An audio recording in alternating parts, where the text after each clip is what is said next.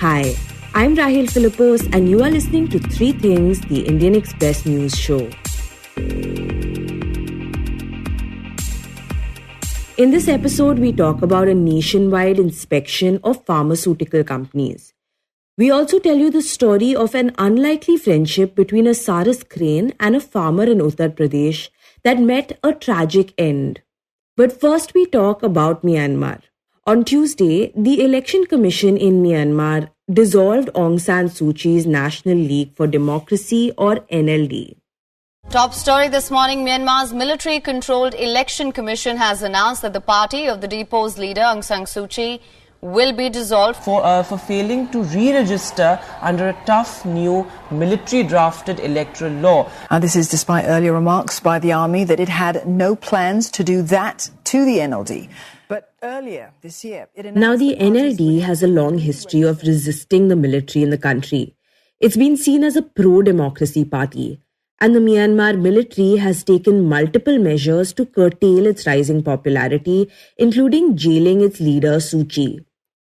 Right now, the country is ruled by the military junta, which gained control of the government after a coup in 2021. Now they've started talking about holding elections in Myanmar. But before that could happen, the Election Commission, which is appointed by the military, dissolved the popular NLD. To know what this means for the country and the party, my colleague Utsa Sarmin speaks to Nirupama Subramanian, who is the Indian Express's national editor of Strategic Affairs. So Nirupama, this dissolution is a result of a new election law that was brought in by the Myanmar's military-controlled election commission. So can you first tell us what is in the law that led to the dissolution of the NLD? So the NLD got dissolved automatically because of the law. So the law basically says that all parties have to re-register with the Election Commission of Myanmar. The NLD said that they are not going to register and that they already said that they are not going to contest the election. So if you do not register under this law, then within 2 months of the law coming into force, the party stands automatically dissolved. So this is what has happened with the National League for Democracy. It has stopped to exist as a registered political party. Of course it exists, but it is not a registered party right now and it has been declared as dissolved. Right, and could you give us the reason why the NLD does not want to contest these elections? So I think it knows that this is an election that's going to be fixed in favor of the junta. Therefore, there will be no level playing field for parties. Already from the laws that have come into force, the new election law that has come into force, makes it very clear that it's all going to go in favor of the military proxy party, which is called the USDP, which is the United Solidarity and Development Party. Now, this is basically a party of ex-military officers, veterans basically, and they have been contesting elections since 2010. So it is very obvious from the way the things have moved from the law itself that there is an attempt by the junta to ensure that the USDP wins this election. And for the listeners who are not familiar with the recent history of the country, in November 2020, Suu Kyi's party NLD won a landslide victory in Myanmar. The USDP, which is a pro-military party, performed poorly in the elections. And to counter the NLD's popularity, 3 months later, the military declared a coup and took over the government. And now they are looking to extend their control over the country by bringing new election laws which will favor the USDP in the upcoming elections. So Nirupama, the NLD is out of the picture. But are there any other parties in the country which can be considered a threat to the USDP? No, not really, because the election rules that they have brought in now are very, very stringent. First, they divide the parties between national parties and the regional parties. If you look at the national parties, it's now just mainly the USDP and perhaps one other party, but it's mainly the USDP. NLD had a nationwide presence, but now it's not in the picture. If you look at the regional parties, they will contest only in one state or one region. So they will not have the same capacity to take on the USDP. I don't think they're interested in that either. Because you have to understand that Myanmar is not a fully formed whole yet. There is the heartland, which is dominated by the Bamar community. The majority community in Myanmar is called the Bamar, and they are in the heartland of the country.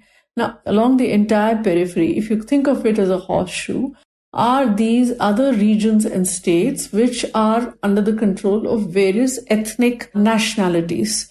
And some of them are even have their own armed organizations, which have been fighting the Myanmar military or the Myanmar state for decades, since independence. And there have been attempts, even after independence, there was one attempt to actually bring all of them together in some kind of federal union. But I think there is serious distrust between the ethnic organizations or the ethnic groups and the Bamar community, and which is why they have not yet been able to actually arrive at some kind of a modus vivendi. And that's why there is no opposition against the USDP. But Nirupama, there is a question of whether the election can be held at all, right? Because there are multiple pro-democracy forces which are resisting the military. So there's a question if an election can be held at all in a situation where a lot of forces have come together in armed resistance against the coup and the military. So if you look at Myanmar now, wide swaths of the country, there is fighting between what are called people's defense groups. These are basically pro-democracy civilians who have organized themselves into these militias, and there are hundreds of them, and they are kind of autonomous units. They're all fighting in their own areas. They are being supported by many of these ethnic armed organizations who have been giving them training, who have supplied them with arms also. And then there's a political opposition also, which is called the National Unity Government. And this government comprises of the people, of the winning candidates in the 2020 election. This is the same election after which the junta declared a coup, right? And ever since ruling the country. And the people who were elected, some of them are outside of Myanmar and form this National Unity Government or the NUG. Yes, and the NUG has said that the PDF, the People's Defense Forces, are its armed wing. So there is a connection between the NUG and the people fighting on the ground, a loose kind of connection. And then there is a broader coalition with the ethnic armed organizations like the Chin and the others who are supporting this demand for democracy. So because of this fighting, there is this conflict that's raging within Myanmar. For the first time in Myanmar's history with the military has not been able to establish full control over the country. There are lots of places in Myanmar where its writ does not run today. And there's constant fighting, and the Myanmar army has used extreme measures to try and control this, including aerial bombing. But still, it has not been able to bring the country under its control yet. So there's a question mark about whether the election can be held. And if it is held, then how much more violence is going to take place? Because there will be these groups that will oppose the very holding of that election. And if it's not going to be held in many parts of the country, anyway, as an election that will be run by the military under these strange election laws, its legitimacy would have always been a question. Even that election cannot be held in many parts of the country, then it's going to be doubly open to question. And could you talk about what will happen if the election indeed takes place despite all the issues and conflicts and the USDP comes to power?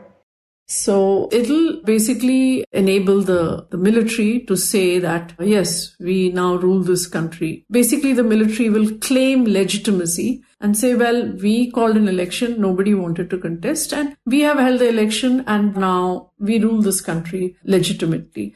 Right, so Nirupama, what does all of this, the coup, the election law, the dissolution of the NLD, mean for the party and Aung San Suu Kyi? So the Myanmar story seems to have turned back a full circle to 30 years ago when they cancelled that election that NLD won in 1990. And then there was a 22-year rule by the military. And then exactly 30 years later, they do this again to the NLD. Basically, the army sees itself as a legitimate political player in Myanmar. It sees itself as the only country that can keep this entity called Myanmar together. And the person that it fears most is Aung San Suu Kyi. Aung San Suu Kyi has been the military's nightmare from the time she won that 1990 election, from the time she actually entered Myanmar's politics 2 years earlier in 1988. And she won that election. From that time, they've been determined that she can play a role if she wants, but it should be a secondary role. The primary role is that of the juntas. This has been the attitude, and this is why they thwarted NLD's victory in 2020. They usurped that election and that they usurped that victory. And she's been sentenced to 33 years in prison. And you have to see it in the context of her own age, which is she's 77 years old. They want to completely do away with, completely wipe her out of the political scene in Myanmar. They want to wipe out the NLD as well from the political scene.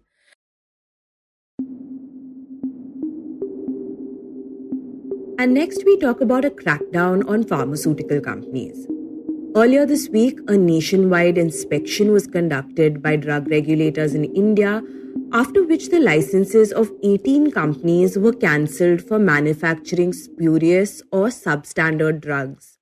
This crackdown comes after the deaths of 70 children in Gambia and 18 children in Uzbekistan were linked to the cough syrups manufactured by 2 Indian companies. But this also comes at a time when India is looking to build itself as the main manufacturer of quality medicines at an affordable rate in the global south. To get more details about these crackdowns and its impact on the government's plans, here's Utsa again speaking to the Indian Express's Anona Dutt. So Anona, could you begin by telling us why the licenses of some pharma companies were cancelled recently? So basically, the government undertook a massive drive to sort of just inspect the pharma companies, and they found deficiencies like, medicines being not of standard quality, spurious medicines, or the companies not following good manufacturing practices. So all of this considered, they did inspections in 76 companies. And the licenses of 18 companies were cancelled, and in 3 companies, licenses for some particular products were cancelled, and 26 others were given show cause notices after the inspections. Okay, but why are these inspections carried out in the first place? What instigated the move? So, of course, the government doesn't say so. They did identify some 203 companies in which they want to carry out this exercise. But this comes really after, the instances of Indian drugs and other pharmaceutical products being linked to deaths abroad. So if you remember, we had a case in the Gambia where 4 Indian syrups were linked to the deaths of 70 children. Then immediately after that, a few months later, we had the deaths of 18 children in Uzbekistan with another similar syrup. And then there was also an instance where an Indian manufacturer, the eye drops were linked to at least 1 death in the United States. So after these instances, I think the action was taken to inspect. So when you look at even these 3 instances, in the instance of the Gambia case, the company was asked to halt all manufacturing because they were not following good manufacturing practices. So although the samples that were collected from the company after this instance came into light, those samples passed the test, they were of standard quality. But since the company was not following good manufacturing practices, the production was halted. In the second case, in fact, the case linked to Uzbekistan, the samples were found not be of standard quality, in fact. So again, the production was halted and also more action was taken. FIR was filed against the owners of the company and action was taken. Right, so all of this may have led to the inspections. But this also comes at a time when the Indian government is trying to become the country which manufactures quality medicine at an affordable price, right?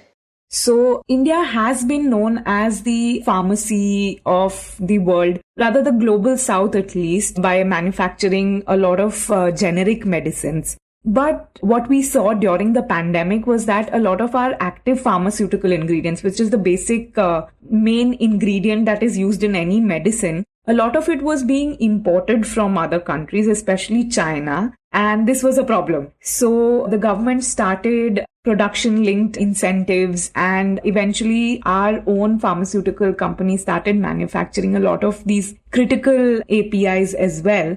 And all of this has been in an effort to ensure that we remain the pharmacy of the world. We produce quality medicines so that we have a surety that when the product is coming from India, it would be a good quality product.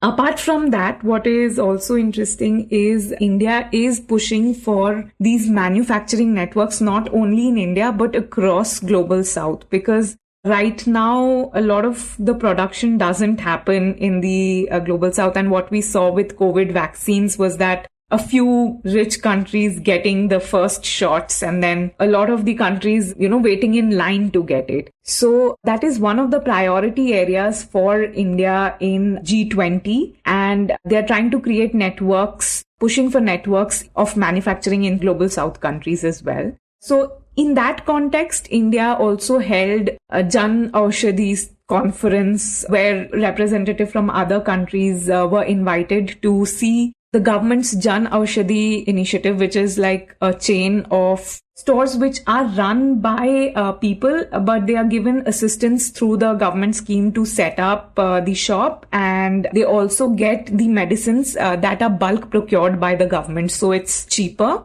So this Jan Aushadhi was showcased, and the government also said that they would help other countries in setting up similar programs. So the government very much is promoting the pharma industry in the country. They have also been pushing for a lot of pharma research so that we start creating patentable products as well.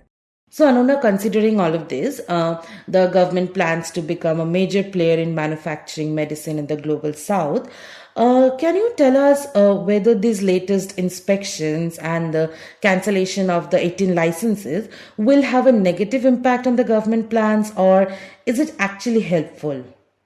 So I think this is a good move because, one, we have a good functioning drug regulator, which is not the case with, a lot of the countries. Of course, our drug regulator, is not at par with an FDA or a UK drug regulator, but they are doing well. And if we plan to become this pharmacy of the world, then we have to assure quality along with the prices. And undertaking such a drive to sort of weed out people who might not be making the best of medicines is a good move. One, it sends a good message to the world that we are regulating our industry. And it also sends a message to the manufacturers that, you can't manufacture anything. You have to follow certain standards and certain quality of medicines has to be produced. So I think this should be a ongoing process where we keep on inspecting companies and ensure that the market quality is maintained.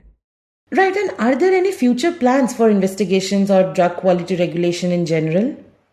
Yes, the second phase of the inspections will also begin. They had identified 203 companies and they inspected 76. So the others would also get inspected. Other than that, there was a Chintan Shivir, which is just to, get all the stakeholders on board and discuss on what should be the future like.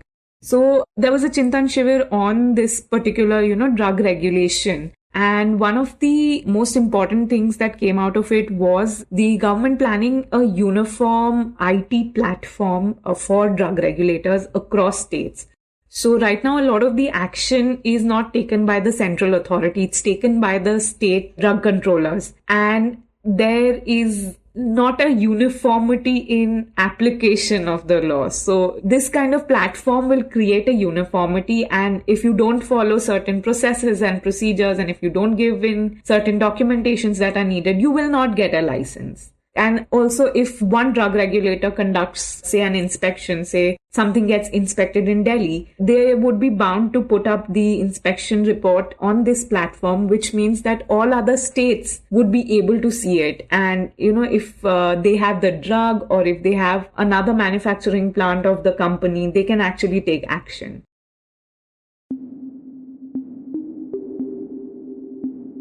And finally, we talk about the story of an unlikely friendship between a crane and an Indian farmer from Uttar Pradesh.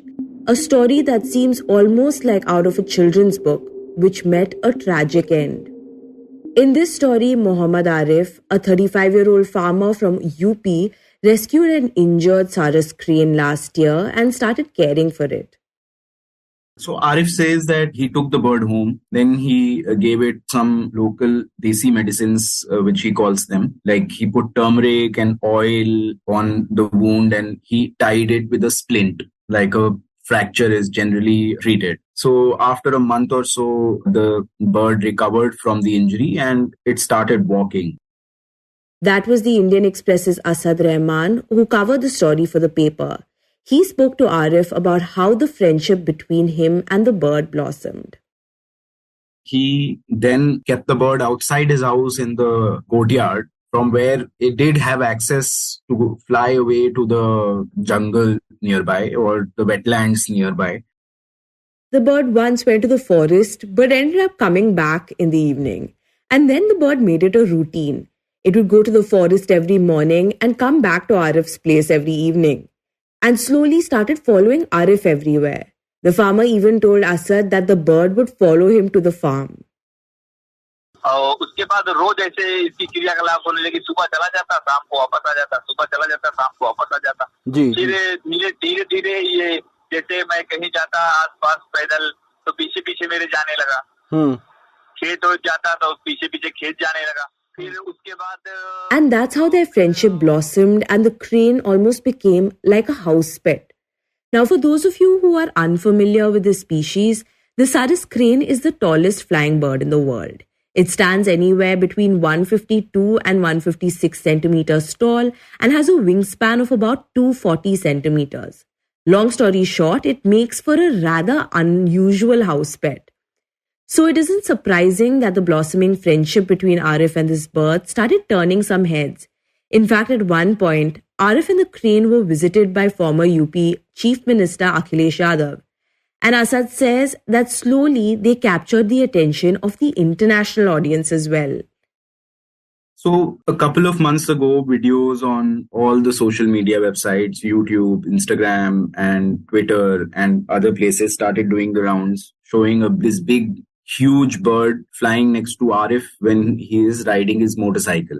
And it caught the attention of the people on social media. Then it also became a local news. And once it did catch the eye of the people, it only grew in popularity. This friendship and this bond between the bird and this farmer, it was taken very well by the people. People started celebrating the fact that, a bird has been rescued by this man, and then the bird has become friends with this man and flies alongside Arif, eats alongside Arif, lives near his house or inside his house. There are videos of him eating a meal with the sarus. So a lot of these videos started going viral on social media, and that is when Arif and this sarus sort of caught the eye of the people and became popular within UP, and not just within the state, then became a national thing, and now it's also become an international thing where a lot of international news organizations have covered this, and it's become a popular story from India or across the world. But this is when the story takes an unfortunate turn. Earlier this month, Arif was booked under the Wildlife Protection Act, and the bird was packed off first to a neighborhood sanctuary and then to the Kanpur Zoo. The sarus bird is a protected bird under Schedule 3 of the Wildlife Protection Act. Officials say that it is wrong on Arif's part to not inform the authorities about this bird he'd found and he was keeping near or in his house. Whereas Arif, on the other hand, says that he never kept the bird captive in his house. He didn't lock the bird up. And if the bird wanted to go away, it could have gone, because there are videos showing Arif riding his motorcycle and the bird flying near it or next to it. So if Arif's claims are that the bird could have flown away anytime it wanted.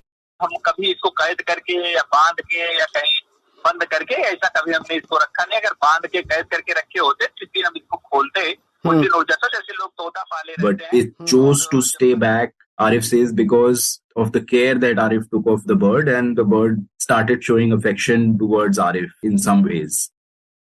Meanwhile, the bird had a rather tumultuous couple of weeks.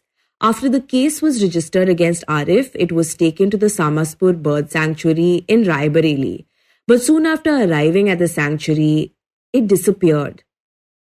So the bird in the last week or so, or a few more days, has traveled a lot. And it was first taken away from Arif on March 21, when it was shifted to the neighboring district, Raebareli, as of the Samaspur Bird Sanctuary. And it was kept there for a day when on March 22, the bird went missing from the sanctuary. And it was later found that the bird had reached a nearby village, which is around half a kilometer from the sanctuary, and was found by this person named Dilip Kumar, who was a daily wager who works in a village near the sanctuary, and picked up the bird, and he realized that it's not acting like a regular bird which is scared of humans and animals, and it was not moving or flying away from the dogs or even him. So he picked up the bird and took it home and kept it in his house for a couple of hours, and then called the authorities and told them that he's found this bird and that the bird needs to be taken away. So for 3 to 4 hours, the bird stayed with Dilip, and because the bird is so familiar and comfortable with people, it stayed in his house, and they have shot multiple videos of the bird eating food with them and like sitting with them, which is unusual for a sarus bird because generally they maintain a safe distance from humans and other animals. And then the officials took the bird back to the sanctuary, but soon decided that it was not safe there and needs to be taken to a controlled environment where it could be given proper care. So the bird was then taken to the Kanpur Zoo. Again, this is the second time the bird traveled with the officials, and it was transported to Kanpur Zoological Park, which is the zoo there. And it was taken there, and then it's been kept in a 15-day quarantine for now. And it's being taken care of by the authorities at the zoo, who know that now that the bird has caught the eye of the people and the politicians, that it's important that the bird stays healthy and safe. And this entire episode triggered a debate between the Samajwadi Party and the BJP in the state as well, where the SP leader Akhilesh Yadav said that Arif was targeted because he went to visit the farmer and the bird and celebrated their friendship. Akhilesh sort of says that it's a personal vendetta that's being done against Arif. And this is Mr. Akhilesh Yadav's claim that because he went to meet the bird and the farmer, that this action is being taken against Arif, and the sarus crane has been taken away from the farmer and has been kept in captivity. So Akhilesh has made it political. He's called Arif to the party headquarters in Lucknow on 2 occasions, and he's made him sit next to him at press conferences and has hit out at the UP government for taking away the bird. And he says it was done because he had gone to meet Arif and the bird. सारस इनसे छिना इसलिए केवल मैं इनसे मिलने चला गया, मैंने बधाई देने चला गया. क्या यही लोकतंत्र है? Whereas the BJP has countered this argument, we spoke to a BJP spokesperson about this, and Mr. Rakesh Tripathi, who's a state spokesperson for the party, says that the taking away of the sarus bird, which is also the state bird of UP, has nothing to do with Akhilesh or his visit or the Samajwadi Party or politics, and that it's been done only because of the rules under the Wildlife Protection Act. You were listening to 3 Things by the Indian Express. Today's show was hosted by me, Rahel Philipose, and written and produced by Utsa Sarmin and me, Rahel Philipose, with the help of Shashank Bhargav. It was edited and mixed by Suresh Pawar. If you like this show, then do subscribe to us wherever you get your podcasts. You can also recommend the show to someone who you think would like it, share it with a friend or someone in your family. It's the best way for people to get to know about us. You can also tweet us at Express Podcasts and write to us at podcasts@indianexpress.com.